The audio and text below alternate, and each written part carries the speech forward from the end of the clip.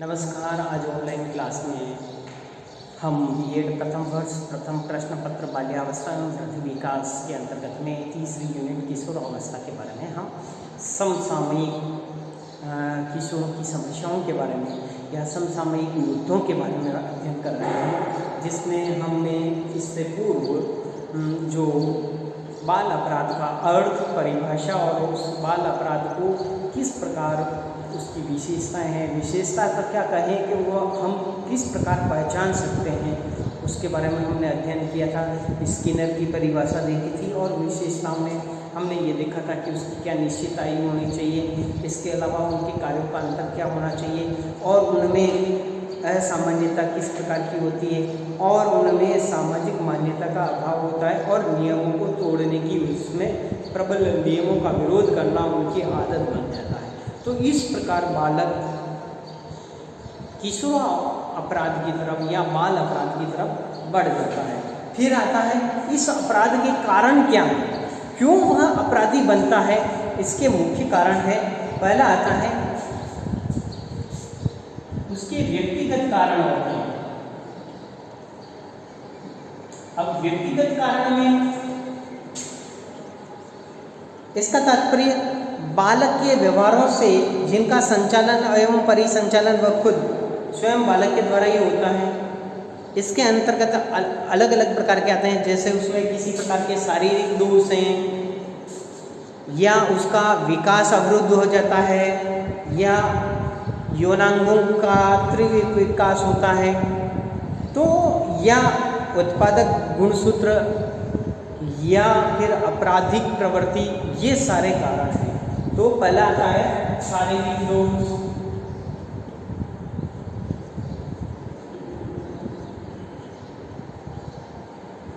देखिए शारीरिक दोष, उसमें शारीरिक दोष जैसे हकलाते हुए बोलता है तो लोग उसका मजाक बनाते हैं, या शारीरिक रूप से किसी प्रकार का विकलांग है तो भी लोग उसका मजाक उड़ाते हैं, जिसके कारण वह अपने व्यक्तिगत दोष को नकारात्मक रूप में ले लेता है और समाज के विरुद्ध हो जाता है और आपराधिक प्रवृत्ति की तरफ बढ़ जाता है। फिर उसका विकास अवरुद्ध हो जाता है। अब अवरुद्ध विकास का मतलब यहाँ वो है जैसे कि सामाजिक, मानसिक, शारीरिक, मानसिक, सामाजिक, संवेगात्मक विकास जब उसका अवरुद्ध हो जाता है तो वह अन्य बच्चों से अपना आप को अलग महसूस करता है और अपने आप को हीन भावना से देखता है, जिसके कारण भी यह प्रवृत्ति बढ़ जाती है। फिर यौनांगों की विकास,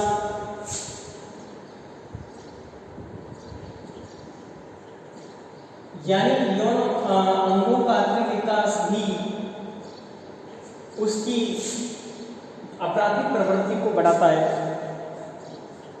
जब बालक का विकास बड़ी तीव्र गति से होता है तो उसके कारण भी बालक को सकारात्मक कार्य नहीं मिलते हैं और उसके इस एनर्जी का सही सदुपयोग नहीं किया जाता है, जिसके कारण वह उसमें आपराधिक प्रवृत्ति में बढ़ जाता है। फिर गुणसूत्रों के कारण अपने परिवार में कोई लोग आपराधिक प्रवृत्ति का है या झूठ बोलने वाला है या इस प्रकार का है, तो फिर वह उसकी तरफ बढ़ जाता है और वह धीरे धीरे आगे बढ़कर आपराधिक प्रवृत्ति उसकी खुद की बन जाती है। आपराधिक प्रवृत्ति, ये सारी उसके व्यक्तिगत कारण है। इसके साथ में आता है मनोवैज्ञानिक कारण। दूसरा है मनोवैज्ञानिक कारण।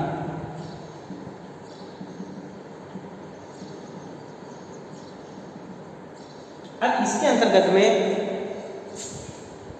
इसका किशोर अपराध या बाल अपराध में मनोविश्लेषण विधि का प्रयोग किया जाता है। तो उसमें मानसिक रोग है, मानसिक दुर्बलता है, असंगठित विकृत शारीरिक व्यक्तित्व के लक्षण हैं, संवेगात्मक अस्थिरता है, ये सारे लक्षण आते हैं।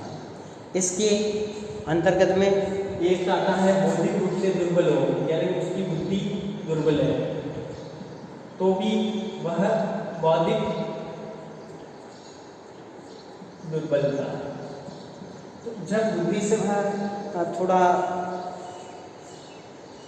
कमज़ोर है तो वह उस तरफ बढ़ जाता है।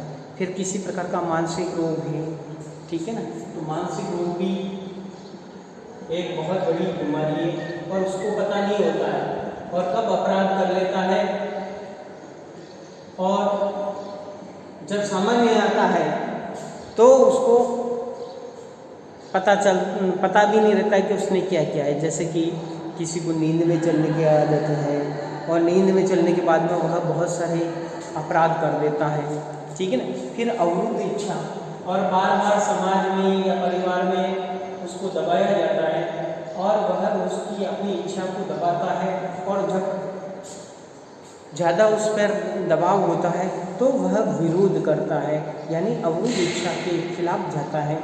तो इसके कारण भी ये होता है। फिर समाज और परिवार के सदस्यों द्वारा उसको हीन भावना से देखने के कारण वह अपने आप को तुच्छ मानने लग जाता है और यह अपने आप को कुछ करने के लायक बनाने के लिए वह नकारात्मक रास्ते अपना लेता है। फिर संवेगात्मक स्थिरता उसमें आ जाती है, संवेगों पर अपना अंकुश नहीं रख सकता है, वह क्रोध करता है या कभी किसी के साथ भय, इस प्रकार के उसके संवेग बढ़ जाते हैं जिसके कारण भी वह अपराध कर लेता है। फिर तीसरा आता है सामाजिक कारण।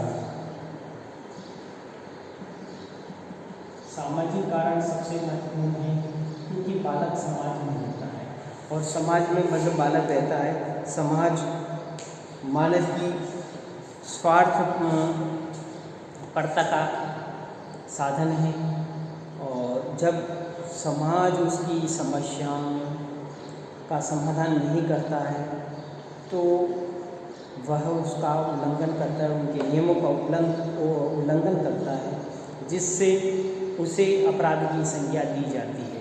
जैसे किसी परिवार में माता पिता दिन भर झगड़ते रहते हैं, परिवार में रोज़ लड़ाई झगड़े होते हैं, संयुक्त परिवार में रहते हैं, तो दादा अपने बेटों को पीट रहे हैं, बेटा अपने पिताजी के सामने बोल रहा है, एक भाई दूसरे भाई को मार रहा है, तो इस प्रकार की प्रवृत्ति यानी परिवार का दूषित वातावरण उसको प्रभावित करता है। फिर अगला आता है विद्यालय का प्रभाव। विद्यालय में जाता है बालक और विद्यालय में भी इसी प्रकार का वातावरण रहता है। इस प्रकार का वातावरण से यह तात्पर्य है कि बालक विद्यालय में जाने के बाद में शिक्षक उस पर ध्यान नहीं देता है और साथी समूह उसको आपराधिक प्रवृत्ति की तरफ ले जाते हैं या उस पर दबाव बनाते हैं, तो उस दबाव से वह बचने के लिए वह आपराधिक प्रवृत्ति की तरफ बढ़ जाता है। फिर आपराधिक क्षेत्र यानी वह धीरे धीरे क्या करता है, आपराधिक के क्षेत्र में आ जाता है और अपराध वाले लोगों के संपर्क में आ जाता है। इसके क्या बाद में सामाजिक विघटन, और वह क्या करता है, समाज को तोड़ने का कार्य करता है और समाज में इस प्रकार की प्रवृत्ति उसको बढ़ाने, फिर वह कृत्रिम मनोरंजन के साधन ढूंढता है। वह जैसे कि वर्तमान में मोबाइल में रहता है, अपने परिवार वालों से बात नहीं करता है, नैतिक और मानवीय शिक्षा का अभाव है, अध्यापक उसकी तरफ ध्यान नहीं देते हैं और उसमें नैतिक और मानवीय शिक्षा का अभाव रहता है और युद्ध वाले कार्यक्रम ज़्यादा देखता है, लड़ाई झगड़े वाले प्रोग्राम ज़्यादा देखता है, तो ये सारे उसके कारण होता है। फिर है नेक्स्ट है आर्थिक कारण। आर्थिक कारण के अंतर्गत में जब परिवार की स्थिति सही नहीं होती है तो वह बालक चोरी करना, जेब काटना, झूठ बोलना, इस प्रकार के अपराध करना प्रारंभ कर देता है और इस अपराध से ही धीरे धीरे वह धूम्रपान और नशे, अन्य प्रकार के अपराध की तरफ बढ़ जाता है। तो आज हमने किशोर अपराध के कारणों के बारे में पढ़ा। अगली क्लास में हम किशोर अपराध या बाल अपराध के उपचारों के बारे में हम अध्ययन करेंगे। धन्यवाद।